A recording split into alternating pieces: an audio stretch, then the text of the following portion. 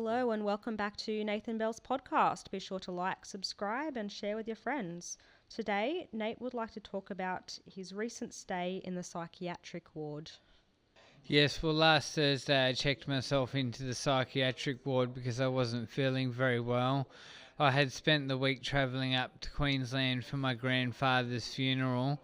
Over the last sort of year, I've been feeling increasingly more and more anxious and having severe anxiety and stress caused by anxiety, so it's been very, very difficult. And I've been developing all of these obsessive thoughts about surfaces having germs on them. So it got so bad, it got to the point where I wouldn't use the fridge in my apartment because I was convinced that my fridge had lethal bacteria in it. And I was buying a new toothbrush every time I brushed my teeth because I was convinced that the toothbrush was getting bacteria on it. So it was getting very expensive to buy new toothbrushes all the time. And then it got to the point where I wouldn't eat because I was convinced I was going to choke. So I kept having this sensation that I was choking when I was eating, so I was struggling to eat food, and the struggling to eat food went on for about 2 or 3 weeks, and then I became convinced that I couldn't bring myself to eat anymore, and this was on the Thursday when I got back from the funeral in Queensland. I became so anxious about eating and choking that I felt like I couldn't bring myself to eat anymore, so I decided I absolutely had to check myself into the psychiatric ward because I was scared that I wasn't going to eat, and I felt a little bit better about eating when I was in someone's company so they could keep an eye on me so I didn't choke. So I felt like I had to be around someone or I wouldn't eat. So I called my support worker Michael, who owns Reliability, and I'd already told him a number of times over the previous weeks that I felt like I had to check myself into the psychiatric ward. So I called him finally on the Thursday night after we got back from the funeral. I briefly went out selling books for a couple of hours and then decided I couldn't handle it anymore. I wasn't going to eat. So I called Michael and told him I absolutely need to check myself into the psychiatric ward. He wasn't able to take me up there, so he contacted my support worker Kayla, and Kayla was available to take me up to the hospital and wait with me while we saw whether they had a room available for me or a bed available for me.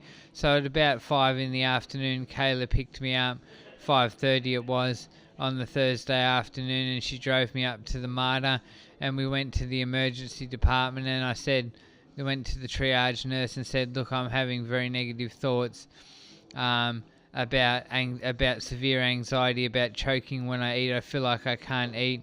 I have all this anxiety. I need to be checked into the psychiatric ward. And so she went and contacted someone at the mental health ward, and they came over and saw me. And then I had to wait around for about an hour and a half or an hour or so to see a psychiatrist. And then after about an hour, I saw a psychiatrist and explained to the psychiatrist how bad the anxiety had got, that it had got so severe that I was struggling to eat food. And then I had to sit there again for about 45 minutes. Then they came back and told me I could stay in the psychiatric ward, which comforted me immensely. So then they checked me into the psychiatric ward, but unfortunately I was hoping they would put me in the Newcastle ward where there's art activities and where you can play table tennis and watch movies, and where there's a TV and there's things to do. I would have felt much more comforted being in the Newcastle ward, but unfortunately I got put in this very small ward called Peck Beds, where there was only 4 beds for 4 patients, and they weren't separate rooms. They were separated by a curtain, and there was only 1 table and a small kitchenette where you can make a cup of coffee. So it was a very small, very uncomfortable ward, and I didn't feel very comforted being in there. I checked myself into the psychiatric ward hoping that I could get sort of some respite and comfort from the world by being in a comfortable ward where I felt safe. I wanted to feel safe because I didn't feel safe. But being in this Peck Beds ward, which was a tiny ward, was even more terrible than being outside and being anxious. So anyway, I pretty much went straight to bed that night and fell straight to sleep in the ward bed and had a good night's sleep because I felt safe in there with people. and woke up the next day. And at first they told me I probably wouldn't be able to see a doctor that day, but then I got to see a doctor after about 3 hours. I woke up at about 7 o'clock and I was seeing a doctor by 10 o'clock. And again, I took the doctor through how severe the anxiety had been about germs on surfaces and everything having bacteria, and not using my fridge and buying new toothbrushes every time I brush my teeth, and being scared to eat because I thought I was going to choke. And the doctors came back to me a bit later and said they were thinking about diagnosing me with OCD, because those are the sorts of obsessive thoughts that people with obsessive compulsive disorder have. So now they're talking about giving me a diagnosis of obsessive compulsive disorder because I'm having all these obsessive thoughts about germs.